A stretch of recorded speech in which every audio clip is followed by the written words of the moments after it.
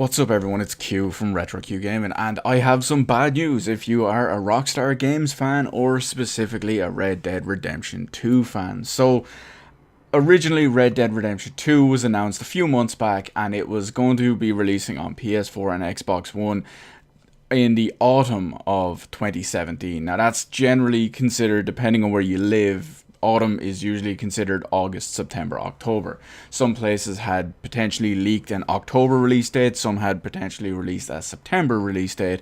So in general, you were looking probably about September, October. Given historically the last time Grand Theft Auto 5 released, well, originally at least anyway, it was start of September, so it just dominated for, well, for months, not just a month, it actually launched in.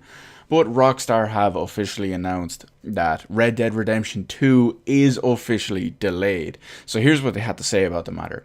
Red Dead Redemption 2 is now set to launch in spring 2018 on PlayStation 4 and Xbox One.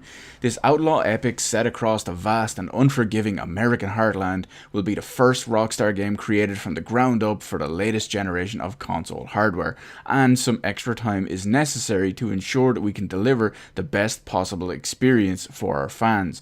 We are very sorry for any disappointment this delay causes, but we are firm believers in delivering a game only when it is ready.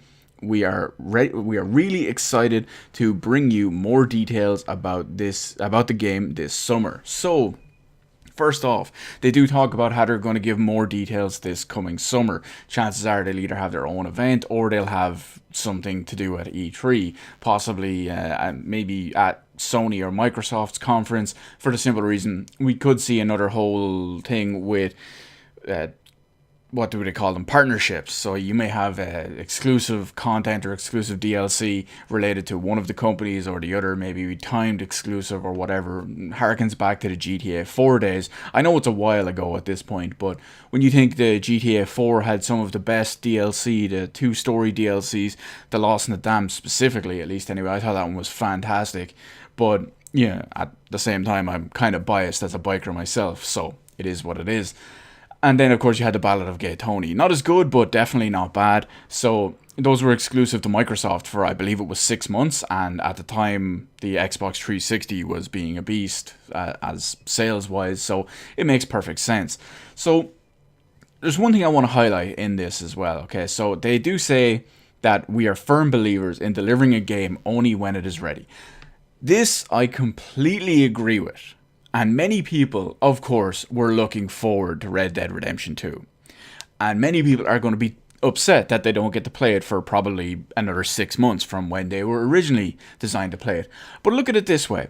In a game so big as Red Dead Redemption 2, and what's going to be so expansive and so versatile with Red Dead Redemption 2, think of the absolute myriad of things that the bugs they have to squash, the things that have to be refined, the programming they have to learn and all.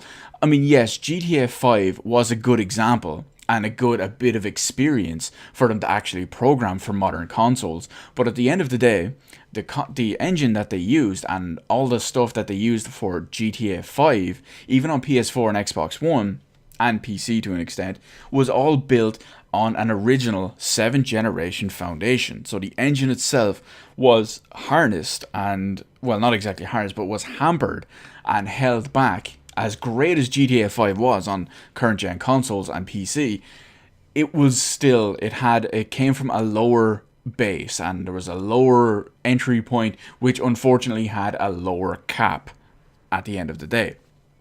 So, what does that mean anyway? Well, first off, we're going to get a significantly better looking game in Red Dead Redemption 2 because it's built from the ground up for current generation consoles and eventually much further down the line, unfortunately, when it comes to PC.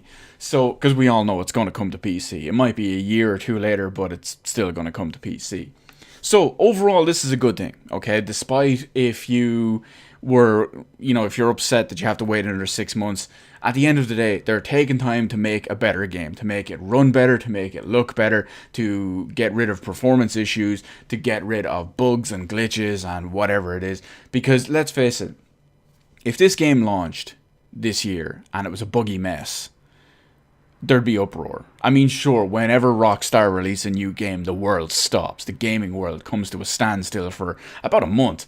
And the point is, Rockstar, they're going to stick to their claim about not delivering a game until it's ready. Look at the PC port for GTA 5. I believe it came out, what, 2, maybe 3 years after its first original release ever. It was like 2.5, 3 years, whatever it is. I can't remember exactly when. But the point is, they took the time and effort to port that across.